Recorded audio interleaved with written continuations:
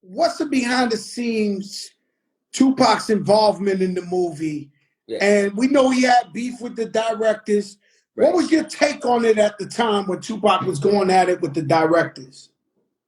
Well, you see, Tupac, God rest his spirit, had a really great relationship with Alan and Albert Hughes. Those were the directors of the movie. They're the ones who Hughes brothers.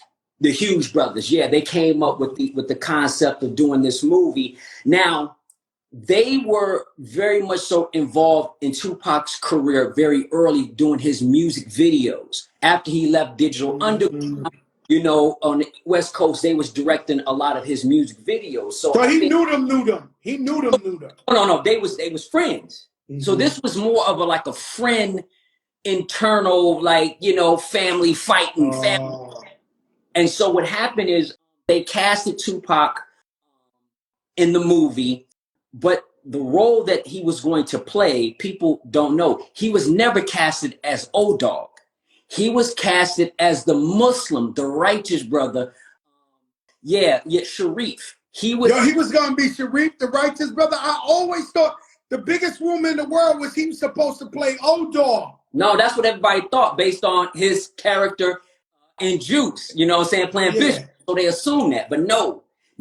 So he was always hired to play the righteous because, as you know Tupac, you know him. He was very conscious. He knew all that stuff. His family came from the civil rights movement. Black Panthers. The Panther movement. So he was very, very conscious. And so it was a perfect role to show his diversity, right, as an actor. So that was, the role he was casted in. And the reason why I know that is because we went into rehearsals. We actually rehearsed with Tupac. So you rehearsed with Tupac and he was Sharif? 100%. And what you saying, holy shit, be honest with me, Larenz. You was like, yo, that's Pop, right? Was you like? Listen. When Tupac stepped into the room, you see, I'm a digital underground, you know what I'm saying? You're Tupac, you know what I'm saying? Now I clown around when I hang around with the underground. Girls used to frown, but that was Tupac walking in the room. And he just came off of Juice. And when I saw Juice, I was like, yo, he bodied that as Bishop. So when he walked in the room, I'm a fan. But as an actor, I got to put that aside. And so we was having, it was MC8. I think MC8 in the room, but I know Jada Pinkett was in it as well as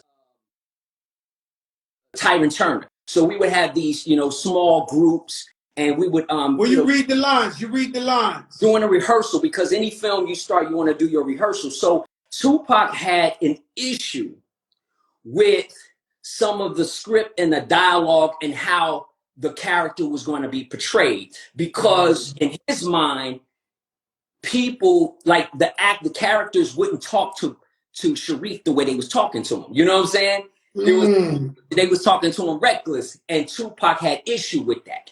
But what they were trying to explain, the Hughes brothers were saying, this is not Tupac. This is Sharif. Guys wouldn't talk to Tupac that way. But I knew what Tupac was saying. Tupac was saying, we always give the Muslim brother or the positive righteous brother the pass in the hood. Nobody want to beef with God. Right. So here's the deal. I had no problem with that. I had no problem with either side of it. You know what I mean? I understood the Hughes brothers saying. I know. And I also understood how Tupac wanted to portray the character, but the way that was interpreted was like they thought it was like him feeling that they talking crazy to Tupac. But he was responsible enough to say, listen, this is how I want this character to be portrayed. All right. I want to present him like this. And, people just not going to walk all over him just because he's a righteous brother. Understood. But that wasn't how we're having this conversation. That ain't how it went. It went left because a lot of egos got in the way. They knew each other. They stepped out of the room. They had words. It's always like that. I've done videos with brothers that are best friends, and the director's the best friend, and because they best friends, the shit go bad. They start talking shit to each other. Nobody would ever talk to this guy like that. No. Nobody would ever talk to this guy like that. Right. But they know each other, and I'm over there like, yo, chill, like, yo, let's just shoot this video. I was just standing out the way. I was just like, yo, let them handle their thing. You know, they grown men. Now, keep in mind, I'm 17 at the time. I'm 17 years old at the time this is going on. And so my thing is, I want to go ahead and keep the professional thing. That's the way I was groomed. You know, moms and you coming up. This is your first shot. You ain't really got no say so in that. No, you gotta just play your position and just be like, y'all, this is your chance. This is my chance. I had done. You ain't have that leverage.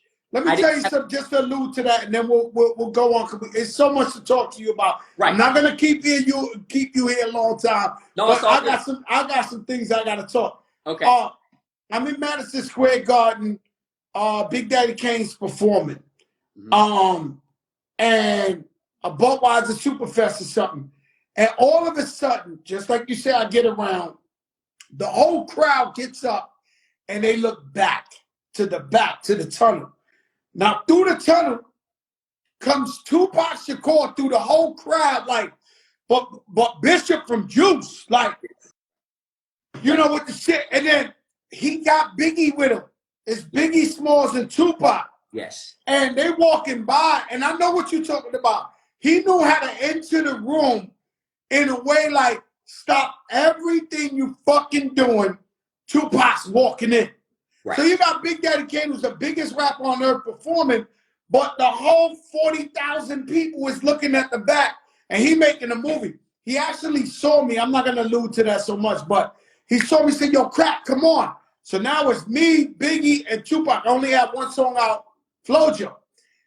Big Daddy Kane brings us on stage. That's the night they did that record together. I got 7 Mac 11s, about 8:30. I'm standing on stage with him. Right. Yes. And every time I hear this song, I'm like, yo, I was there. I was standing right next to him.